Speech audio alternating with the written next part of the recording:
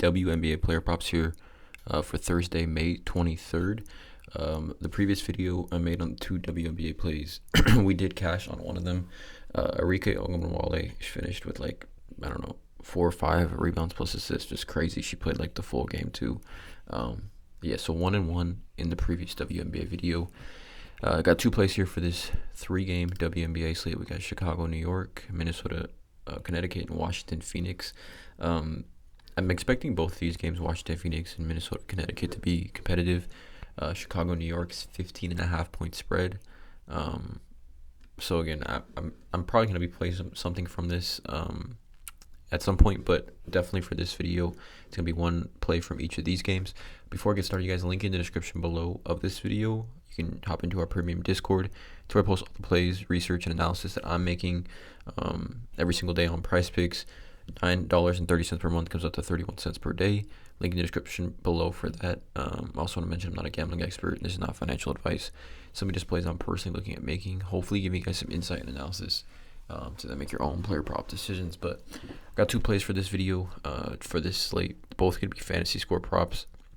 Again, if you don't have a fantasy score where you live, there are certain times where PRA wouldn't be the same level of upside, or just I wouldn't feel as strongly about the PRA as I would to fantasy score, just because of those steals plus blocks, right? The stocks factor, super important when it does come to fantasy score. But I'll talk about that in the video. Let's not waste any time, just get right into it. First play I'm looking at is going to be Alana Smith over 30.5 fantasy score against Connecticut. Now, even going back to last season when she got the minutes, she was a super effective player.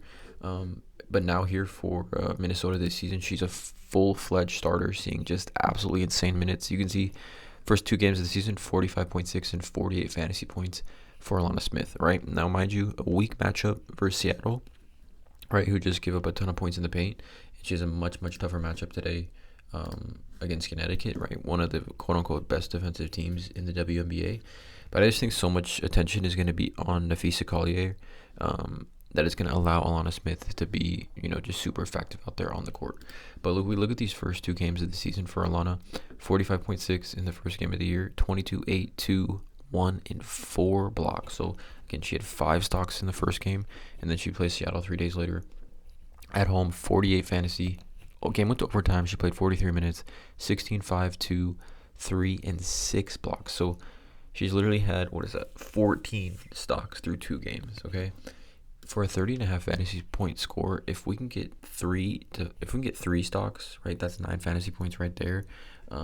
Just giving us elite upside here, in my opinion, against a team in Connecticut that has been kind of, hasn't been strong against the forward position, right? We look at the forward position, Connecticut allowing the second most points to the forward position through essentially 3 games, allowing opponents, those forwards, to shoot 46.7% from the field. So just from an offensive standpoint, scoring, rebounds plus assists, there is some upside to Alana Smith. And we saw Shakira Austin versus Connecticut finish with 19.8 fantasy in 21 minutes. And then we saw Nalissa Smith, who again shares that front court with Aaliyah Boston. She had 29 and 29 fantasy points versus Connecticut in 27 minutes with limited defensive upside for her. So it does present itself a good opportunity for Alana Smith. I think 30.5 is a little bit too low. I think this is only this low because of the quote-unquote matchup versus Connecticut. But even going back to last season, right, when we saw Alana Smith get 30-plus minutes, she was over this line in 9 of 11 games when she saw 30-plus minutes. Even if we could drop this down to 28, 12 of 18, right? And the upside is definitely there for her to rack up those fantasy points. I think even last season, we saw Alana Smith versus Connecticut play pretty well. 27 fantasy points in 27 minutes, and then another 26.6 in 29 minutes. So elite upside, in my opinion, here at 30.5. Taking the over on this one. Second one's going to be Ariel Atkins over 27.5 fantasy. Lead guard for Washington, right? This matchup's interesting versus Phoenix. Phoenix just been getting torched by guards, allowing the most points in the WNBA, 69.7 points per game to the guard position. Obviously, they've had some tough matchups, but overall, Ariel Atkins, no Brittany Sykes, right? Brittany Sykes has the highest usage on the Washington Mystics, and she's out.